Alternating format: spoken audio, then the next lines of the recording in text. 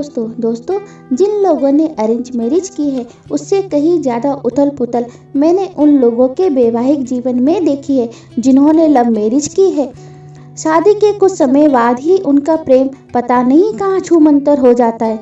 कुछ समय बाद ही उन लोगों में इतने झगड़े होते हैं कि कोई देखकर यहाँ नहीं कह सकता कि इन लोगों ने लव मैरिज अर्थात प्रेम विवाह किया है। कभी सोचा है ऐसा क्यों होता है? जब यहाँ प्रश्न किया जाता है कि आपने लव मैरिज की है या अरेंज मैरिज, तो कोई कहता है कि हमारी अरेंज मैरिज हुई है, तो कोई कहता है लव मैरिज। पर क्या वाकई में जिसे आप लव मैरिज कह रहे हैं, क्या वह आपकी लव मैरिज अर्थात प्रेम विवाह ही है? क्या वाकई में आपने प्रेम विवाह ही किया है? यह प्रश्न आप खुद से कीजिए, क्योंकि प्रेम विवाह को समझने के लिए पहले प्रेम को समझना पड़ेगा। क्योंकि जिसे आप प्रेम समझते हैं वहाँ तो प्रेम होता ही नहीं, वहाँ तो सिर्फ एक आकर्षण मात्र है। तो फिर प्रेम विवाह कैसा?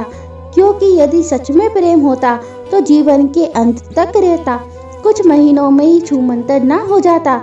यहाँ तो सिर्फ एक दूसरे के प्रति आकर्षण मात्र ही था, जो कुछ समय बाद छूमंतर हो गया। और यह आकर्षण कुदरती है, जो इंसान और पशुओं हर किसी में होता है। जहाँ मस्कुलर एनर्जी, फेमिनिन एनर्जी आपस में एक दूसरे को आकर्षित करती है, और यहाँ आकर्षण या खिंचाव दो लोगों को समीप ले आता है। और कई बार यह समीपता इतनी बढ़ जाती है कि जो कार्य शादी के बाद होना था वह शादी के पहले ही हो जाता है। और हमारे समाज की मानसिकता है कि जो कार्य शादी के बाद एक पतिव्रता स्त्री का धर्म है, वह कार्य शादी के पहले पाप कहलाता है। और जब यह पाप हो जाता है तो समाज उन पर लांछन ना लगाए और समाज में उनकी छवि खराब ना हो, इस डर से इस पाप को छुपाने के लिए मजबूरी में विवाह कर लेते हैं। मेरी नज़र में पाप पुण्य कुछ नहीं होता, बस सही और गलत होता है। और यह परिचय हमें खुद करना है कि हम सही हैं या गलत। और यदि विवाह किसी मजबूरी में आकर किया तो वह विवाह प्रेम विवाह कैसे? क्योंकि यदि प्रेम विवाह होता तो वहाँ सिर्फ और सिर्फ प्रेम ही होता, कोई मजबूरी नहीं। चाहे लव मैरिज हो या अरेंज मैरिज, जो रिश्ते जोर जबरदस्ती द्वारा या किसी मजबूरी में बनाए गए, वो रिश्ते मजबूरी के रिश्ते होते हैं, प्रेम के रिश्ते नहीं। जो सामाजिक रूप से ऊपरी तौर पर एक दूसरे से जुड़े होते हैं, परंतु दिल से नहीं। चाहे लव मैरिज करना या अरेंज मैरिज, पर यह मजबूरी वाली मैरिज बिल्कुल भी मत करना। क्योंकि जहाँ रिश्ता बनाना और निभाना सिर्फ और सिर्फ एक मजबूरी बन जाए, उन रिश्तों में प्रेम नहीं होता। और यदि वाकई में आपने एक दूसरे के प्रेम में पड़कर विवाह किया, किसी मजबूरी में नहीं, तो उस प्रेम भरे रिश्ते को जीवन के अंत तक सहेज कर रखें। उसे नज़रअंदाज कर मुरझाने ना दें। प्यार में छोटी मोटी नोकझोंक तो चलती है, परंतु बात विवाद कर एक दूसरे को नीचा दिखाने वाले और एक दूसरे के दिल को ठेस पहुंचाने वाले शब्द ना कहे। क्योंकि जहाँ प्रेम होता है वहाँ एक दूसरे को नीचा नहीं दिखाया जाता। प्रेम तो अपने प्रेमी को ऊंचा स्थान ही देता है, नीचे नहीं गिराता। यदि आपके मन में अपने प्रेमी के प्रति पूजनीय भाव नहीं है, तो वहाँ प्रेम सिर्फ एक आकर्षण मात्र ही है। और जो लोग प्रेम विवाह करना चाहते हैं, एक दूसरे को पसंद करते हैं, एक दूसरे से सच्चा प्रेम करते हैं, वहाँ लोग ऐसा कोई भी कार्य ना करे कि आपका प्रेम कलंकित हो जाए।